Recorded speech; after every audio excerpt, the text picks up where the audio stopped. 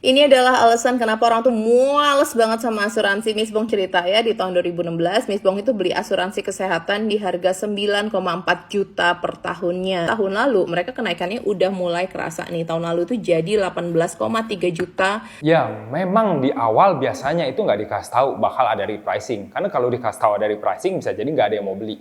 Nah, dengan orang-orang yang nggak tahu bakal ada repricing, dia lihat, oh murah nih. Oh, dibanding perusahaan B, dibanding perusahaan C, iya nih perusahaan paling murah. Nah, belilah dia. Setelah dia beli, baru bayar 1 tahun, tiba-tiba di tahun depannya terjadilah kenaikan. Kagetlah biasanya. Nah, itu kan yang terjadi. Mending naiknya cuma 10%. Nah, naiknya ada yang sampai 50%. Ada juga yang sampai 100%. Bayangin gampangnya gini. Di awal misalnya, si agen nih datang. Oke, harganya misalnya 10 juta preminya per tahun. Tahun pertama udah oke nih, ya lebih murah dari perusahaan-perusahaan sebelah. Paling murah malahan. Ya udah dia bayarlah 10 juta. Seneng dia hatinya. Di tahun kedua, tiba-tiba repricing 100%. Langsung jadi 20 juta. Nah, yang jadi masalah jika si nasabah ini nggak punya duit. Lebih jadi masalah lagi jika di tahun pertama ada riwayat penyakit. Maksudnya di tahun pertama tuh dia sakit ke rumah sakit sehingga udah kecatat. Dan riwayat penyakitnya misalnya dikecualikan. Nah, ini serba salah nih. Dia mau cabut dari asuransi ini, udah nggak ada asuransi lain yang mau terima. Dia nggak cabut, biayanya mahal banget, nggak kebayar. Bayangin deh, udah sakit, duit nggak ada, harus bayar asuransi yang biayanya naik terus, niatnya beli proteksi malah berasa kerampok. Ini mah bukan beli satpam, bukan beli security, beli rampok ini namanya. Yang kelihatan murah memang biasanya murahan. Makanya lebih enak sejak awal beli yang premium kan, jadi tahan lama. Nah, di video kali ini, gue bakal sekalian share gimana caranya untuk ngecek perusahaan asuransi yang bakal naik preminya dan perusahaan asuransi yang kurang lebih, kalaupun repricing, naiknya cuma dikit, jadi udah sesuai dengan perhitungan keuangan tahunan ataupun bulanan kita. Contohnya begini, ini data gue ambil dari perusahaan asuransi yang cukup terkenal di Indonesia, tapi gue nggak usah sebut namanya ya. Kalian semua bisa ngecek data ini di laporan keuangannya.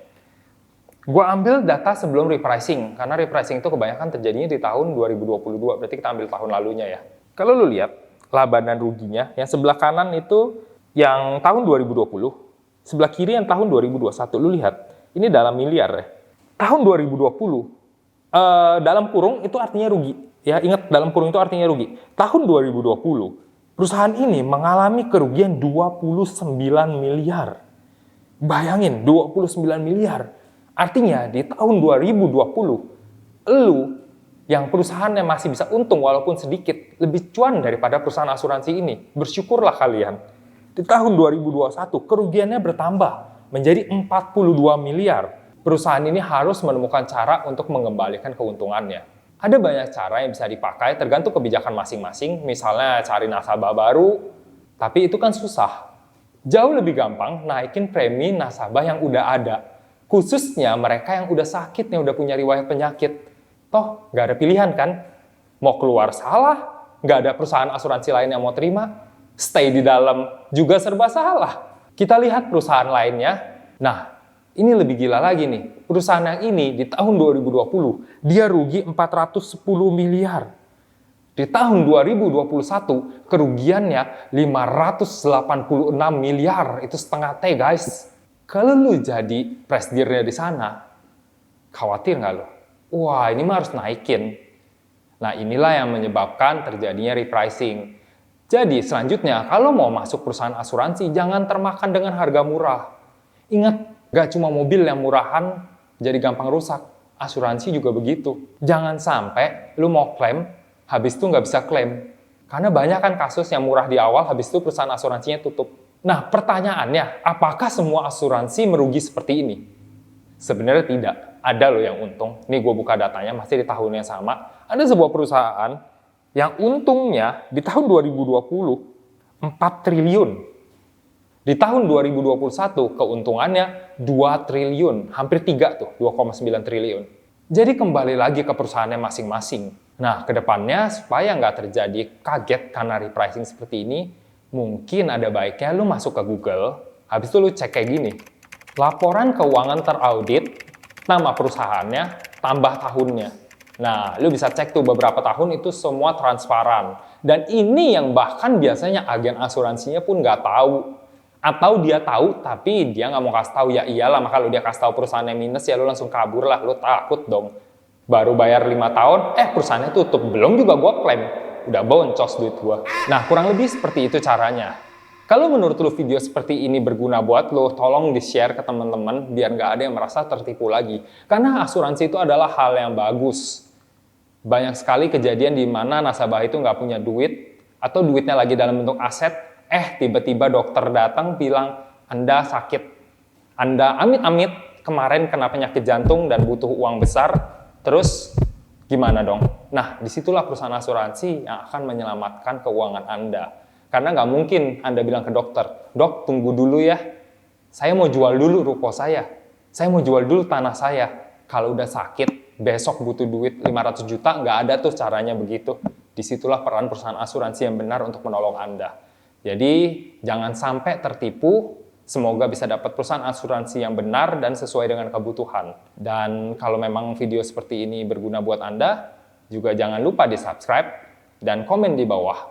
Kira-kira selanjutnya akan bahas perusahaan seperti apa lagi atau bahas topik apa lagi. Sampai jumpa di episode berikutnya. Bye-bye. Ini adalah alasan kenapa orang tuh muales banget sama asuransi. Miss Bong cerita ya, di tahun 2016 Miss Bong itu beli asuransi kesehatan di harga 9,4 juta per tahunnya. Itu ya oke lah ya.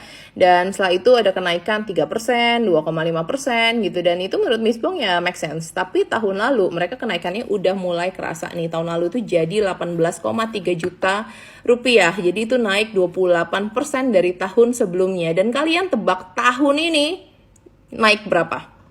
Tahun ini naik jadi 26,2 juta rupiah, naik 43% dari tahun sebelumnya. Dan Miss Bong nggak pernah ngeklaim sekalipun. Dan kalian tahu nggak ini apa?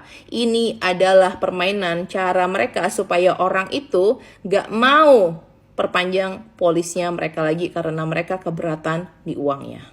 Kalian tahu nggak kenapa Miss Bong speak up tentang hal ini? Karena Miss Bong gedek banget. Kalau kita ngomongin inflasi kesehatan, kagak ada inflasi kesehatan itu 43%. Dan kalau kita ngomong, ini tuh sudah di-approve sama OJK.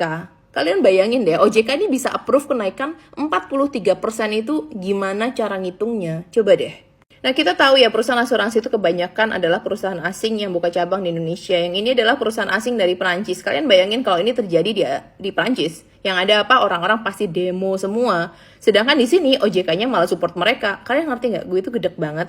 Ngebayangin kayak gini. Awal-awalnya nih, kenapa mereka melakukan polisi yang bagus adalah karena mereka lagi butuh dana. Mereka ngumpulin dana karena asuransi ini kan nggak mungkin kalian langsung bisa pakai kan. Jadi mereka menggalang dana dulu nih, tahun berikutnya kenaikannya masih masuk akal.